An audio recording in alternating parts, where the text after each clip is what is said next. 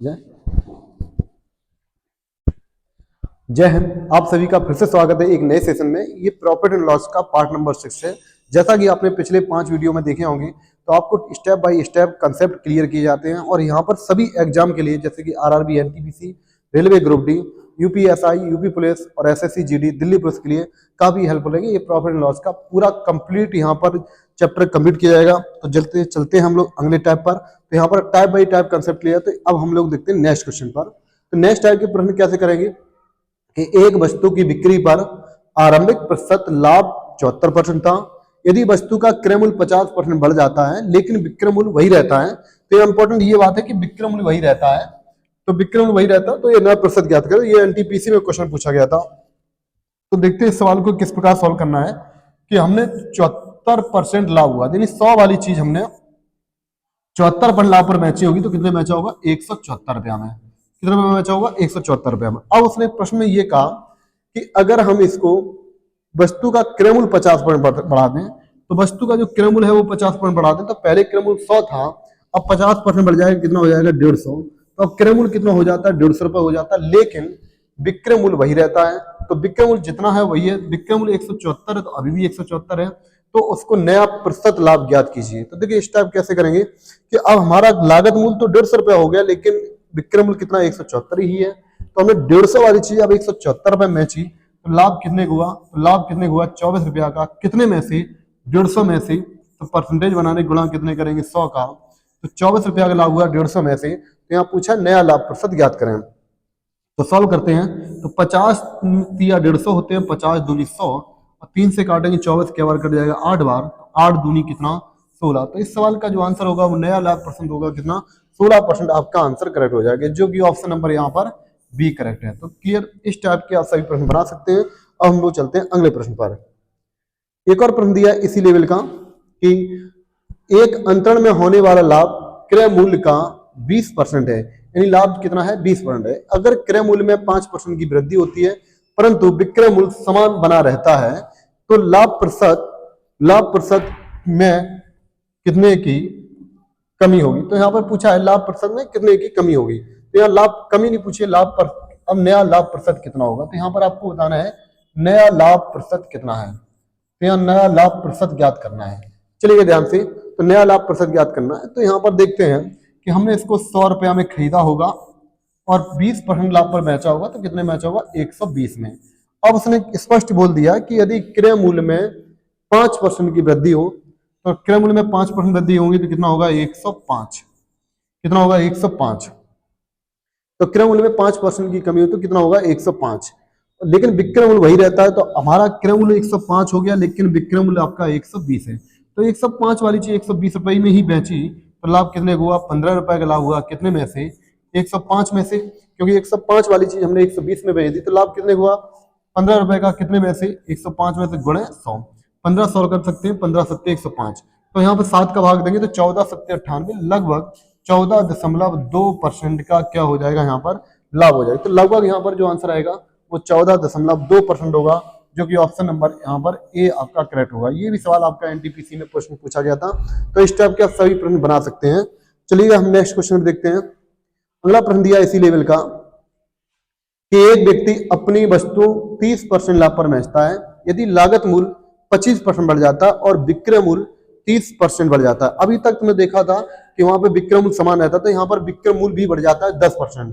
तो इसका नया लाभ प्रतिशत ज्ञात करें। काफी अच्छा प्रश्न है, पूछा गया प्रश्न है रेलवे का। तो देखते हैं सवाल कैसे करेंगे कि हमारा जो लाभ होता है वो 30% का लाभ होता है, यानी हमने इसको 100 रुपया में खरीदा होगा, 30% लाभ पर बेचा होगा, तो कितने बेचा होगा? 130 में। तो हमारा सीपी 100 है और एसपी कितना है? 130। अब उसने कहा कि लागत मूल्य 25% बढ़ जाए, तो लागत मूल्य कितना बढ़ जाता है? 25%। तो लागत मूल्य 25%, यानी क्रय मूल्य 25% बढ़ जाता है, तो 100 का 25% 25 होगा, तो लागत मूल्य कितना होगा? 125। तो हमारा लागत मूल्य अब कितना हो जाता है? 125। और उसने कहा विक्रय मूल्य में 10% की वृद्धि हो जाए, तो अब विक्रय मूल्य में 10% वृद्धि हो जाती है, तो 130 का 10% कितना होगा? 13 रुपया। तो 13 रुपए की वृद्धि हो जाएगी, तो हमारा नया विक्रय मूल्य हो जाएगा वो कितना होगा? 143 रुपया होगा। तो नया विक्रय मूल्य कितना होगा? 143। तो हमने इस वस्तु को 125 रुपया में खरीदा और 143 रुपए में बेचा, तो यहाँ पर कितने का लाभ हुआ? तो यहाँ पर 125 वाली चीज 143 में बेच दी, तो लाभ हुआ कितने का? 18 रुपया। कितने का? 18। घटाएंगे, 13 में से 5 गई 8 और यहाँ बचे 13 में से 12 गई 1, तो 8 कितने बचेगा? 1। तो यहाँ पर कुल मिला के 18 रुपए का लाभ हुआ है 125 में से, परसेंटेज माने गुणा कितने का? 100। तो भाग देंगे यहाँ पर, इनको सॉल्व करते हैं तो 25 से सॉल्व करेंगे तो 25 पंचे 125, 25 चौको 100, 18 चौको कितने होते हैं? 72। तो 72 में 5 का भाग दीजिएगा, तो 72 में 5 का भाग देंगे तो 14 पंचे 70, तो 14 बार कटेगा, पॉइंट लगेंगे, 14 दूनी 5 दूनी कितना हो जाएगा? 5 चौक कितना हो जाएगा? 20। तो आंसर आएगा कितना? 144.4%। 5 एकम 5 भाग देंगे 2, 5 चौको 20, 2 बचेंगी तो 5 चौको 20 कितना होगा? 14.4। तो यहाँ पर 14.4% का लाभ होगा, जो कि ऑप्शन नंबर आपका यहाँ पर सी करेक्ट होगा। क्लियर? इस टाइप के आप सभी प्रश्न बना सकते हैं बिल्कुल आसान तरीके से। चलिएगा एक और देखते हैं हम यहाँ पर। एक और प्रश्न इसी प्रकार का दिया है कि एक व्यक्ति अपना माल 50% लाभ पर बेचता है। यदि लागत मूल्य में 50% बढ़ जाता है और विक्रय 20% बढ़ जाता है तो उसका नया लाभ प्रतिशत ज्ञात करें। सेम इसी आधार पे सवाल है। तो मान लेते हैं हमने इसको 100 रुपया में खरीदा और 50% लाभ पर बेचा, तो कितने में बेचा होगा? 150 रुपया में। तो हमारा सीपी कितना है? तो सीपी कितना है? 100 और एसपी कितना हो गया? 150। अब उसने कहा इसकी लागत मूल्य में 50% वृद्धि, तो लागत मूल्य में 50% वृद्धि, तो लागत मूल्य कितना हो गया? 150, क्योंकि यहाँ 50% की क्या हुई? वृद्धि हुई। और इसके विक्रय मूल्य में 20% वृद्धि होती है, तो विक्रय मूल्य में 20% की वृद्धि होती है, तो 20% की वृद्धि होती है विक्रय मूल्य में, तो 150 का 20% कितना होगा? तो परसेंटेज तो 2 जीरो कैंसिल, परसेंटेज का मतलब होता है 2 जीरो कैंसिल होना, तो 15 से 2 जीरो कैंसिल हो जाएंगे, तो कितना होगा? 15 दूनी 30, क्योंकि 150 का 20% कितना होगा? 30 रुपए होगा। तो 150 वाली चीज 30 रुपया लाभ पर बेचा होगा तो कितना? 180। तो विक्रय मूल्य में 30 रुपए की वृद्धि होगी, तो नया विक्रय मूल्य कितना हो गया? 180। तो ध्यान देना है यहाँ पर कि पहले हमारा जो लागत मूल्य था वो 150 रुपए था, नहीं अब कितना है? 150 रुपए, लेकिन विक्रय मूल्य कितना हो गया? 180। अब हमने 150 वाली चीज 180 में दी, तो 150 वाली चीज 180 में दी, कितने का लाभ हुआ? तो यहाँ लाभ 30 रुपया का हो रहा है। कितने रुपए का? 30 रुपए का लाभ हुआ, कितने में से? 150 में से। तो इसका परसेंटेज निकालना है, तो 0 0 कैंसिल, तो यहाँ से सॉल्व करें 30 पंच 150 और 5 में 100 का भाग देंगे, कितनी बात जाएगा? 20। तो यहाँ 20% का लाभ होगा। तो इस सवाल का जो आंसर होगा कितना? 20%। तो ऑप्शन नंबर यहाँ ए आपका करेक्ट होगा। क्लियर? तो इस टाइप के आप सभी प्रश्न कर सकते हैं। अगले प्रश्न की ओर चलते हैं।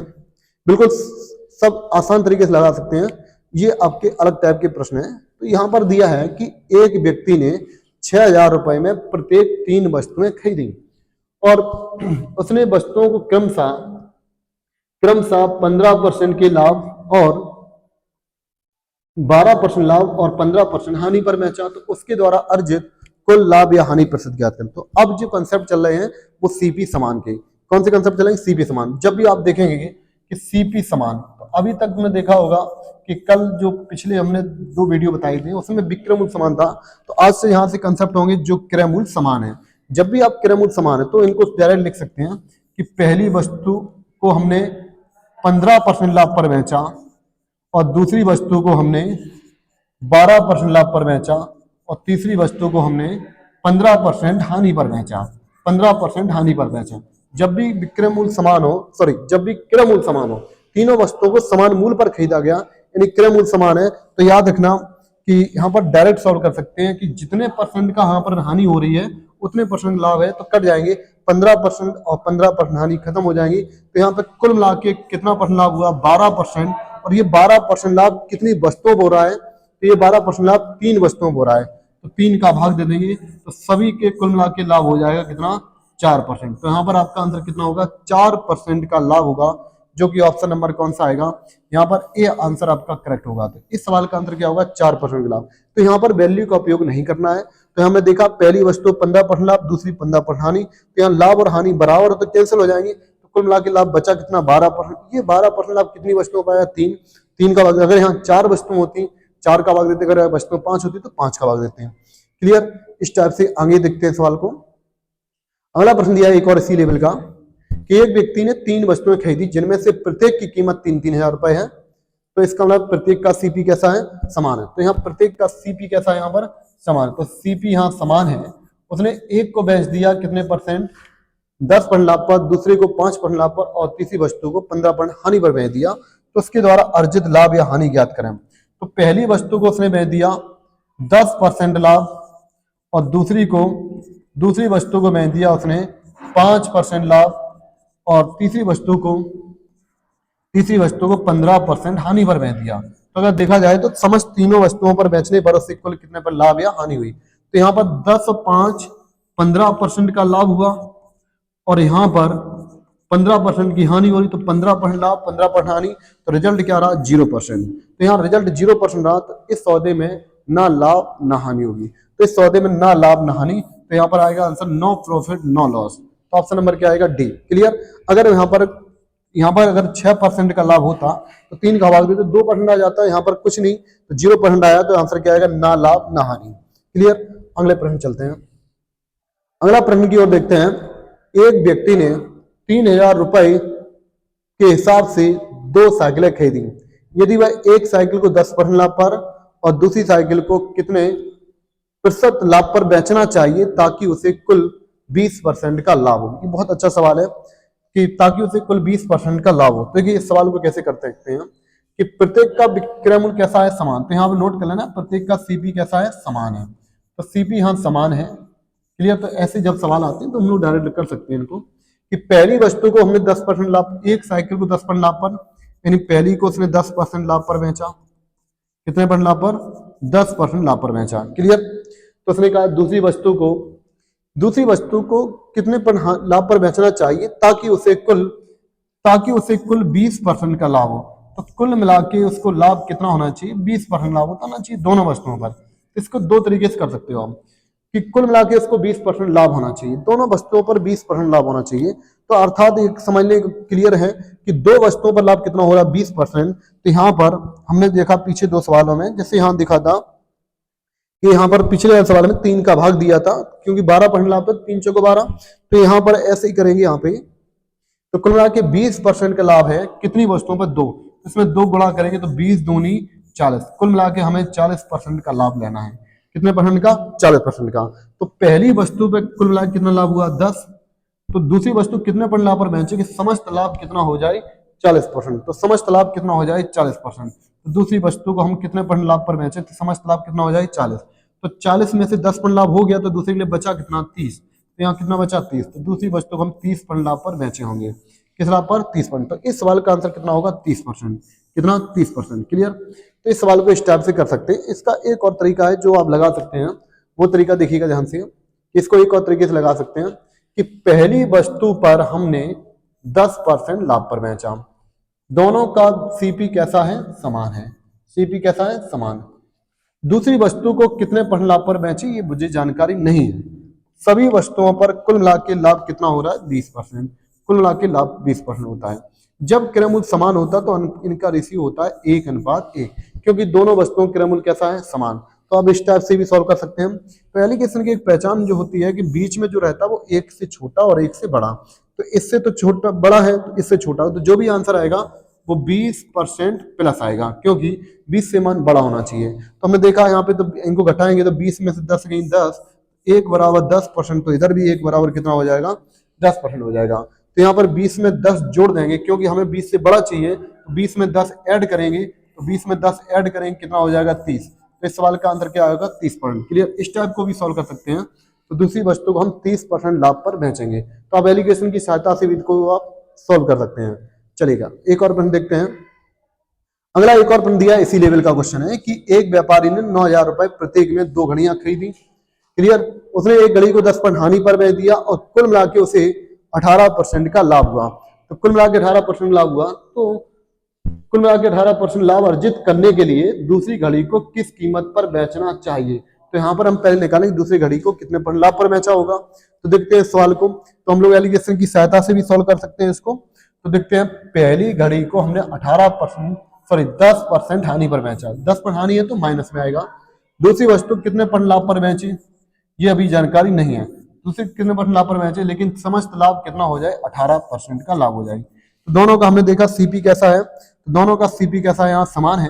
तो सीपी समान है तो यहाँ पर जो रेशियो आएगा वो कितना आएगा? 1:1। तो एलिगेशन की पहचान होती है जो बीच में आता है वो 1 से बड़ा और 1 से छोटा होगा। तो यहाँ पर जो भी मान आएगा वो 18 से बड़ा आएगा। तो हम घटाते हैं तो माइनस प्लस का अंतर हमेशा जुड़ता है। तो 18 और 10 कितना हो जाएंगे? 28। तो यहाँ 28% का अंतर आएगा। तो एक वैल्यू 28%, तो एक इधर भी 28%, तो 28 में 18 जोड़ेंगे तो कितना आ जाएगा 46%। अर्थात हमने दूसरी वस्तु को 46% लाभ पर बेचा होगा। क्लियर। तो आप एलिगेशन की सहायता से बता सकते हैं कि दूसरी वस्तु कितने पर लाभ पर बेचा होगा 46%। अब उसने कहा हमें पता चलिए दूसरी वस्तु 46% बेचा है, किस कीमत पर बेचना चाहिए, विक्रय मूल्य पूछा है। तो हमने दोनों प्रत्येक को खरीदा कितने में था 9,000 रुपए में, तो 9,000 वाली चीज को 46% लाभ पर बेचेंगे तो हम डायरेक्ट रख देंगे 146%। 146/100 सॉल्व करते हैं इसको, तो 0, तो 9 छिक्का 54 हासिल कितना आएगा 5। क्लियर। तो और 14 में 9 गुणा करें, 14 में 1 26 और 5, 26 और 5 कितना हो जाएगा 31। कितना कितना हो जाएगा 14 में 126, 5 कितना होगा 131, ये हो जाएगा 13,140। तो इस सवाल का आंसर जो आएगा वो 13,140 आंसर हो जाएगा कि अगर दूसरी घड़ी को किस कीमत बेचना चाहिए तो 13,140 आपका आंसर सही होगा, ऑप्शन नंबर सी। फिर से समझ लेते हैं, गुणा करना है, परसेंटेज 2 जीरो कैंसिल, 0, 9 छिक्का 54 हासिल 5 आएंगे, 14 में 126 और 5 कितना में से 31, तो 13,140। इस सवाल का आंसर क्या होगा, सी आंसर आपका करेक्ट हो जाएगा। क्लियर। इस सवाल को आप एलिगेशन से भी पता कर सकते हैं और डायरेक्ट भी पता कर सकते हैं। डायरेक्टली हमने अभी आपको समझाया था कि किस परसेंट लाभ पर बेचना है। जैसे इसका एक और तरीका बताया था हमने कि एक वस्तु को 10% हानि पर बेचा, दूसरी कितने पर लाभ पर बेचे ये पता नहीं है, लेकिन समस्त लाभ जो हो रहा है वो 18% हो रहा है। 18% कितनी वस्तु पर है 2, 18 दूनी कितना 36, 36% लाभ चाहिए, लेकिन यहाँ पे 10% की हानि होगी, तो 36 में लाभ और हानि का अंतर जुड़ता है, तो 36 10 कितना हो जाएगा 46। तो यहाँ पर भी सॉल्व कर सकते हैं कि दूसरी वस्तु को हम 46% लाभ पर बेचा होगा। क्लियर। इस टाइप के इन सवाल बना सकते हैं, काफी अच्छा सवाल था। चलिए अगला सवाल देखते हैं। अगला सवाल इसी पर है कि सब ये जो सवाल चल रहे हैं वो सीपी समान पे चल रहे हैं, लगातार मिलते हैं एक ही कंसेप्ट के। तो concept by concept, type by type पढ़ेंगे तो आपको अच्छा रहेगा। तो हम लोग देखते हैं वस्तु एक्स और वाई का क्रय मूल्य समान है। वस्तु एक्स को 20% लाभ पर बेचा जाता है और वस्तु वाई को एक्स के विक्रय मूल्य से 126 रुपए कम पर बेचा जाता है, कम पर बेचा जाता है। लेकिन दोनों वस्तुओं को बेचने से कुल शुद्ध लाभ 14% है। याद रखना शुद्ध लाभ कितना परसेंट 14% है। तो प्रत्येक वस्तु का लागत मूल्य ज्ञात करें। काफी अच्छा सवाल है कि वस्तु एक्स और वाई का प्रयोग किया गया है, एक वस्तु एक्स और एक वस्तु वाई है। तो यहाँ पर लिखा है वस्तु एक्स को 20% लाभ पर बेचा, 20% लाभ। वस्तु वाई को कितने पर लाभ पर बेचना चाहिए, तो यहाँ पर अभी मुझे जानकारी नहीं है, इसका लाभ परसेंट पता नहीं है यहाँ पर, लेकिन समस्त लाभ कितना है 14% लाभ। तो 14% लाभ कितनी वस्तुओं पर है 2, तो 14 दूनी 28, तो कुल मिला के मुझे 28% लाभ चाहिए, क्योंकि 2 वस्तुएं तो 14 दूनी 28, नहीं तो आप एलिगेशन लगाएं तो 14 दूनी 28, 28 में से 20% लाभ हो गया, तो यहाँ बचा कितना, तो यहाँ दूसरी वस्तु को हमने 8% लाभ पर बेचा होगा। दूसरी वस्तु को हमने क्या लाभ पर बेचा होगा 8% लाभ पर बेचा होगा। तो अभी हमने पता कर लिया कि एक्स को 20% लाभ पर बेचा और वाई को हमने 8% लाभ पर बेचा। क्लियर। लेकिन यहाँ विक्रय मूल्य निकालना है, तो यहाँ पर विक्रय मूल्य निकालने के लिए क्या करते हैं कि अगर हमने पहली वस्तु को 20% लाभ पर बेचा होगा तो हमने इसको 120% बेचा होगा। अगर हमने दूसरी को 8% लाभ पर बेचा होगा तो निश्चित हमने इसको 108% बेचा होगा, क्योंकि लाभ है तो 100 में ऐड करें, हानि है 100 में घटाएंगे। तो पहली वस्तु का विक्रय मूल्य 120% और दूसरी का कितना है 108, लेकिन दोनों का क्रय मूल्य समान है तो क्रय मूल्य तो 100% होगा। तो यहाँ लिखा है कि वस्तु बाई को एक्स के विक्रय मूल्य से 126 रुपए कम है, तो एक्स के विक्रय मूल्य से यहाँ कितना कम है, तो यहाँ देखेंगे 120 में से 108 के कितना बचेगा 12%, कितना बचेगा 12%, यहाँ 12% का अंतर आ रहा है। क्वेश्चन में कहा है 126, तो 12% की वैल्यू कितनी दे रखी है 126, तो 12% वैल्यू 126। इसको सॉल्व करते हैं, 3 से काटेंगे 3 चौको 12, 3 दूनी 3 चौको 12, 3 त्रिका 3 दूनी चौको 12, 3 दूनी 6, तो यहाँ पे 4% की वैल्यू कितनी आ जाएगी, 3 से काटेंगे यहाँ पे 3 चौको 12 कट जाएंगे यहाँ पर, और इसको सॉल्व करते हैं 3 चौको 12 3 और भी काट सकते हैं कि 2 दूनी 4, 2 से काटेंगे कितना 21, यानी 2% की वैल्यू कितनी आ गई 21। तो 2% की वैल्यू कितनी आ जाती है यहाँ पर, तो यहाँ देखते हैं 2% की वैल्यू कितनी आ गई यहाँ पर, 2% की वैल्यू है 21, लेकिन अपना जो लागत मूल्य होता है वो 100% होता है। तो 100% करने के लिए कितने गुणा करेंगे 50 का, तो 50 दूनी 100, 100% 50 के इधर गुणा करेंगे तो 0, 5 1 5, 5 दूनी 10, तो 100% की वैल्यू आ जाएगी कितनी 1050। तो अर्थात प्रत्येक का अगर क्रय मूल्य पूछा जाए तो 1050, 1050 आंसर सही होगा, जो कि ऑप्शन नंबर यहाँ पर सी आपका बिल्कुल करेक्ट होगा। काफी अच्छा सवाल था। तो हमने पहले विक्रय मूल्य निकाले तो कितना आएगा 1050, तो इस वस्तु का प्रत्येक का विक्रम पूछे तो कितना आएगा 1050। क्लियर। आगे चलते हैं हम लोग एक और प्रश्न पर। एक और प्रश्न इसी लेवल का दिया है कि दो वस्तुओं ए और बी का क्रय मूल्य समान है। यदि वस्तु ए को 24% हानि पर बेचा जाता है, वस्तु बी को ए के विक्रय मूल्य से 270 रुपए अधिक बेचा जाता है, 270 रुपए अधिक बेचा जाता है, तो यदि दोनों वस्तुओं को बेचने पर शुद्ध लाभ 12% है, तो वस्तु बी का विक्रय मूल्य पूछा है। यहाँ पर बी का विक्रय मूल्य पूछा, पहले वाले में क्रय मूल्य पूछा था। चलिए देखते हैं, बहुत अच्छा सवाल है। दोनों का सीपी कैसा है? समान। तो हम लोग चलते हैं, कंसेप्ट ही चल रहे हैं किसके? सीपी समान पर। तो देखते हैं, ए को हमने 24% हानि पर बेचा। कितने पर हानि पर? 24% हानि पर बेचा। तो बी को हम कितने पर लाभ पर बेचे? तो पता करते हैं कितने पर लाभ पर बेचे, ताकि उसे पूरे सौदे पे कुल मिला के 12% का लाभ हो। तो 12% का लाभ जो हो रहा है, कितनी वस्तुओं पर? 2, तो 12 दूनी 24, तो 24% का कुल लाभ चाहिए। 24 में यहाँ पे हानि होगी 24% की, तो जब 24% की हानि होगी तो 24 कितना होते हैं? तो जब लाभ हानि का अंतर देखें तो 24 दूनी कितना हो जाएगा? 48। दूसरी वस्तु हमने 48% लाभ पर बेचा होगा। जब 48 में से 24 घटाएंगे तभी तो 24 बचेंगे। तो दूसरी वस्तु इतने परसेंट लाभ पर बेचो कि 24% हानि के बावजूद होने के बाद भी 24% का लाभ हो। तो हम क्या करेंगे? 24 कितना हो जाते हैं? तो 24 कितना? 48। दूसरी वस्तु को हमें 48% लाभ पर बेचना पड़ेगा। तो 48 में से जब 24 घटाएंगे तभी तो 24% लाभ होगा। क्लियर? नहीं तो आप इसको हम एलिगेशन के जरिए लगा सकते हैं। एलिगेशन में कहा जाता है कि पहली वस्तु को 24% हानि पर माइनस लिखेंगे, दूसरी वस्तु क्या परसेंट लाभ पर बेचे जानकारी नहीं है, समस्त लाभ कितना है? 12%, क्योंकि दोनों का क्रय मूल्य कैसा है? समान है, तो 1:1। लाभ हानि का अंतर हमेशा जुड़ता है, तो 24 12 कितने हो जाएंगे? 36।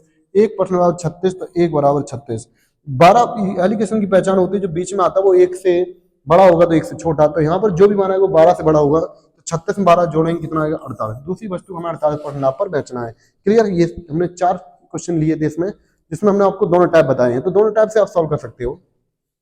पॉइंट में भी ये भी याद रखना है, लाभ हानि का अंतर हमेशा जुड़ता है, तो 24 कितना हो जाएगा? 48। अब हमें दोनों की चाहिए विक्रय मूल्य। क्या चाहिए यहाँ पर? विक्रय मूल्य। तो दोनों की विक्रय मूल्य चाहिए हमें। तो अब हमने देखा है कि पहली वस्तु को हमने 24% हानि पर बेचा, तो 100 में से 24 घटाएंगे कितना बचिए? 76। तो इसको हमने 76% बेचा होगा। दूसरी वस्तु को हमने 48% लाभ पर बेचा, तो 48% लाभ पर बेचा, तो निश्चित हमने इसको 148% बेचा होगा। तो यहाँ पर 148% निकालेंगे। तो दोनों के विक्रय मूल्य में जो अंतर दिया है, तो यहाँ लिखा है कि वस्तु बी को ए के विक्रय मूल्य से 270 रुपए अधिक बेचा। तो यहाँ पर अंतर देख लेते हैं कितने का है। तो यहाँ अंतर देखिएगा, अंतर यहाँ पे चल रहा है 8 में से 6 गई 2 बचे यहाँ पर, और यहाँ बचेंगे 14 में से 7 गई 7। तो यहाँ 72% का अंतर है। क्वेश्चन में कितने का? 270 का। तो 72% की वैल्यू 270 है। तो यहाँ पर हमसे पूछा है वस्तु बी का विक्रय मूल्य बताओ। तो सॉल्व करते हैं, 9 से काट सकते हैं, 9 8 72, 9 3 27। क्लियर? तो 8% की वैल्यू इतनी है, 2 से काट सकते हैं, 2 चौको 8, 2 से काटेंगे 15। तो यहाँ पे 4% बराबर 15 है। तो अगर हम देखें तो 1% की वैल्यू आ जाएगी 15/4। कितना आ जाएगा? 15/4। लेकिन हमसे पूछा वस्तु बी का, तो वस्तु बी का विक्रय मूल्य कितना है? 148%। तो 148% निकालिएगा। जब हम 148% निकालते हैं तो 148 में 15/4 का गुणा कर लेते हैं। 15/4 गुणा करेंगे, तो यहाँ पे सॉल्व करते हैं इसको। तो जब सॉल्व करेंगे तो 4 से काटेंगे, 4 3 12, कितनी बच जाती है यहाँ पर? 2, 4 7 28। तो 15 का गुणा करते हैं 37 में, तो 15 7 105 होते हैं, हासिल 10। 15 में 3 गुणा करें 45, 10 कितना होगा? 555। कितना होगा? 55। तो 555 इसका आंसर आएगा, जो कि ऑप्शन नंबर क्या होगा? बी। क्लियर? तो ये बहुत अच्छा सवाल था। तो इस टाइप के आप सभी प्रश्न बना सकते हैं। तो जितने क्रय मूल्य समान से संबंधित प्रश्न थे वो एक ही वीडियो में सभी टाइप कंप्लीट कर दिए गए। अब हम लोग चलते हैं अगले टाइप पर। यहाँ पर टाइप चेंज हो जाता है और ये है नेक्स्ट टाइप प्रश्न। क्लियर? तो एक टाइप के जितने भी हैं टाइप बाई टाइप सीक्वेंस से सभी क्वेश्चन लिए गए हैं। तो ये क्लास काफी आने एग्जाम में आने वाले सभी इंपॉर्टेंट रहेंगे।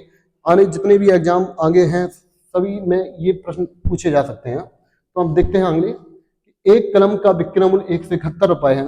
यदि क्रय मूल्य लाभ प्रतिशत में संख्यात्मक मान के समान हो तो उस वस्तु का क्रय मूल्य ज्ञात करें। ये बहुत अच्छा सवाल है।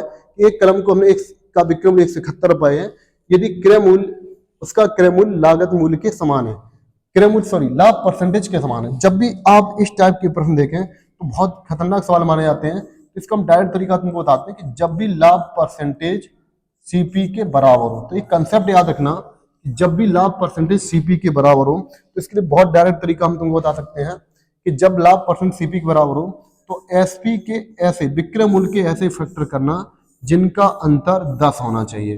पॉइंट में याद रखना, जिनका अंतर 10 होना चाहिए। तो विक्रय मूल्य के ऐसे फैक्टर करो जिनका अंतर 10 होना चाहिए। तो याद रखना, नोट में याद रखना, जब लाभ परसेंटेज सीपी के समान हो तो ऐसे फैक्टर करो जिनका अंतर 10 होना चाहिए। तो जिनका अंतर कितना होना चाहिए? 10 होना चाहिए। तो यहाँ पर हमें ऐसे फैक्टर जिनका अंतर 10 होना चाहिए और जीरो बढ़ाने के बाद हमेशा हमेशा छोटा मान होता है। हमेशा कौन सा मान? छोटा मान होता है। जीरो बढ़ाने के बाद हमेशा छोटा मान होता है। चलो इसको उपयोग करते हैं कि हमारे अकॉर्डिंग वस्तु का विक्रय मूल्य कितना है? 1 से 71। तो यहाँ पर जो विक्रय मूल्य है लागत लाभ परसेंटेज के बराबर है, नहीं तो यहाँ पर द्विघात समीकरण बनता है। तो देखिए ध्यान से, तो 171 के ऐसे फैक्टर करो जिनका अंतर 10 हो। तो 171 के ऐसे फैक्टर करो जिनका अंतर 10 हो, तो 19 में 9 का गुणा करेंगे, कितना आएगा? 171। 19 में कितना होते हैं? 171। और 19 में से 9 गई, कितना बचे? 10। और हमने आपसे कहा था कि जीरो बढ़ाने के बाद हमेशा कौन से मान? छोटे मान होते हैं। तो जीरो बढ़ाने के बाद हमेशा कौन सा मान होगा? छोटा। क्योंकि 90 वाली चीज 171 में तभी लाभ होगा। अगर आप 190 वाली चीज 171 में तो क्या हो जाएगी? हानि हो जाएगी। तो हमेशा कौन सा मान होता है? छोटा मान। तो इस सवाल का जो आंसर होगा वो कौन सा होगा? सी आंसर आपका करेक्ट होगा। तो सी आंसर करेक्ट होगा। आप डायरेक्ट इनको सॉल्व कर सकते हैं। क्लियर? बेसिक इसका करेंगे तो ये इसमें काफी टाइम लग जाता है, द्विघात समीकरण बनता है। तो आप इसमें रूल याद रखेंगे, जब लाभ परसेंट सीपी के समान है तो विक्रय मूल्य के ऐसे गुणनखंड करो जिनका अंतर 10 होना चाहिए। जीरो बढ़ाने के बाद हमेशा छोटा मान आता है। तो इसका अंतर कितना आएगा? 90। चलिए एक और देख लेते हैं इसी सवाल, इसी पैटर्न पे, इसी पैटर्न पर एक और देखते हैं क्वेश्चन। क्वेश्चन ये है कि कलम का विक्रय मूल्य 144 रुपए है। यदि उसका क्रय मूल्य लाभ परसेंटेज संख्यात्मक मान के समान हो तो क्रय मूल्य ज्ञात करें। तो एक और क्वेश्चन दिया है, लाभ परसेंटेज किसके बराबर है? तो लाभ परसेंटेज संख्यात्मक मूल्य से क्रय मूल्य के समान है। तो यहाँ पर विक्रय मूल्य कितना दिया है? 144। तो आपसे कहेंगे 144 के ऐसे फैक्टर करो जिनका अंतर 10 हो। तो 144 के ऐसे फैक्टर करो जिनका अंतर 10 हो। तो 18 8 कितना होते हैं? 144। तो 18 में से 8 कितना होगा? 10। तो 18 और 8 में अंतर 10 का है। तो ऐसे फैक्टर को जिनका अंतर 10 हो, जीरो बढ़ाने के बाद हमेशा छोटा मान होगा। तो छोटा मान क्या होगा? 80। तो इस सवाल का जो आंसर होगा वो क्या हो जाएगा? 80 हो जाएगा। तो इस टाइप के आप सभी प्रश्न बना सकते हैं। ऐसे दो चार और एग्जांपल ले सकते हैं। जैसे अगर यहाँ पर किसी वस्तु का विक्रय मूल्य अगर 24 रुपया हो तो इसको हम लिख सकते हैं 12 दूनी 24। जीरो बढ़ाने के बाद हमेशा कौन सा मान आएगा? छोटा मान। तो आंसर क्या हो जाएगा? 20। क्लियर? एक और ले लेते हैं एग्जाम्पल। जैसे किसी वस्तु का विक्रय मूल्य 56 रुपया हो, लागत मूल्य लाभ प्रतिशत के बराबर हो तो क्रय मूल्य बताएं। तो इसको सॉल्व कर सकते हैं। 14 चौको 56, 14 में से 4 कितना बचे? 10। जीरो बढ़ाने के बाद हमेशा कौन सा मान? छोटा मान। तो इस सवाल का आंसर कितना आएगा? 40। क्लियर? ऐसे बहुत सारे सॉल्व कर सकते हैं। जैसे 39 ले लेते हैं, तो 13 3 39। क्लियर? 13 और 3 में अंतर 10 का है, तो कौन सा मान आएगा? छोटा मान 0 आएगा। क्लियर? इसी प्रकार सॉल्व कर सकते हैं। जैसे किसी वस्तु को 375 रुपए में बेचा जाए तो 25 और 15 में गुणा करेंगे, 375 आते हैं। तो जीरो बढ़ाने के बाद हमेशा कौन सा मान? छोटा मान आता है। चलिए अब एक और देखते हैं। इसी लेवल का क्वेश्चन है कि एक कलाई घड़ी को उसके क्रय मूल्य के बराबर लाभ प्रतिशत पर 1200 रुपए में बेचा जाता है, तो कलाई घड़ी का क्रय मूल्य ज्ञात करें। देखिए यहाँ पे क्रय मूल्य के लाभ प्रतिशत के बराबर। तो यहाँ पर बोला है कि लाभ परसेंटेज किसके बराबर है? तो लाभ परसेंटेज क्रय मूल्य के बराबर है। इस सवाल में भी देखिए, जब इस टाइप के सवाल है तो कैसे उपयोग करना है। तो यहाँ पर लिखा है कि हमारा विक्रय मूल्य दिया है 1200। तो रूल ये होता है कि 1200 के ऐसे फैक्टर करो जिनके अंतर 10 हो। कि जब लाभ परसेंट क्रय मूल्य के समान हो तो विक्रय मूल्य के ऐसे फैक्टर करो जिनका अंतर 10 हो। तो यहाँ 1200 है, तो 1200 कैसे करेंगे? जब आपको डबल डिजिट मिल जाए तो 1200, तो इसमें हम 2 जीरो छोड़ देंगे। तो इसको हम डायरेक्ट करने के लिए क्या करें? 12 को करें। 12 के ऐसे फैक्टर को जिनका अंतर 1 आए। तो 4 तिया 12। अब यहाँ से 2 जीरो तो एक जीरो लगा लेंगे, तो इनमें डायरेक्ट 10 का अंतर आ जाएगा। कितने का अंतर आ जाएगा? 1 10 का। तो 40 और 30 में 10 का अंतर आ जाएगा डायरेक्ट। फिर समझिएगा कि 1200 है तो 1200 फैक्टर मत करो, यहाँ 1200 को 12 का फैक्टर करो। 12 के ऐसे फैक्टर जिनका अंतर 1 आए, तो 4 तिया 12। क्लियर? यहाँ कितनी जीरो? 2। 1 जीरो 3 लगा दो, 1 जीरो 4। अब देखिएगा 40 और 30 के फैक्टर करो जिनका अंतर 10 है। तो 40 में से 30 कितना बचे? 10। तो 1200 के फैक्टर हो जाए 40 और 30। तो इनके फैक्टर किए हमने जिनका अंतर 10 है। तो 40 और 30 में अंतर 10 का है, तो जीरो बढ़ाने के बाद हमेशा कौन सा मान होता है? छोटा मान। जब जीरो बढ़ाएंगे तो इसमें कौन सा मान आएगा? छोटा। तो इस सवाल का आंसर 400 नहीं होगा, इस सवाल का आंसर हमेशा छोटा मान होगा। तो क्या आंसर आएगा? 300। तो इस सवाल का आंसर क्या होगा? 300। यहाँ पर ऑप्शन नंबर क्या? डी आपका करेक्ट हो जाएगा। क्लियर? इस टाइप के सभी प्रश्न बना सकते हैं। जैसे हम एक और क्वेश्चन ले लेते हैं। यहाँ पर अगर यहाँ पे 5600 दिया जाता तो क्या करते? 5600 को हम 56 करते, तो 56 लिखते 8 7 56। 2 जीरो है तो एक जीरो बढ़ाएंगे, तो 80 और 70 में अंतर 10 का है। तो जीरो बढ़ाने के बाद हमेशा कौन सा मान आता है, छोटा। तो इस सवाल का आंसर कितना होता है, 700। क्लियर। तो इस टाइप के आप सभी प्रश्न बना सकते हैं। चलिएगा, आज के सेशन में इतना ही है। कल फिर मिलते हैं आपको नए सेशन में। अगर क्लास आपको अच्छी लगी हो तो लाइक एंड सब्सक्राइब जरूर करें, और पहली बार चैनल पर हैं तो इसको सब्सक्राइब जरूर कर लें। ऐसी क्लास आपको पर डे मिलती है जिसमें आपको चैप्टर वाइज कंप्लीट किया जाएगा, वो भी कंसेप्ट बाय कंसेप्ट। आज के लिए इतना ही। जय हिंद।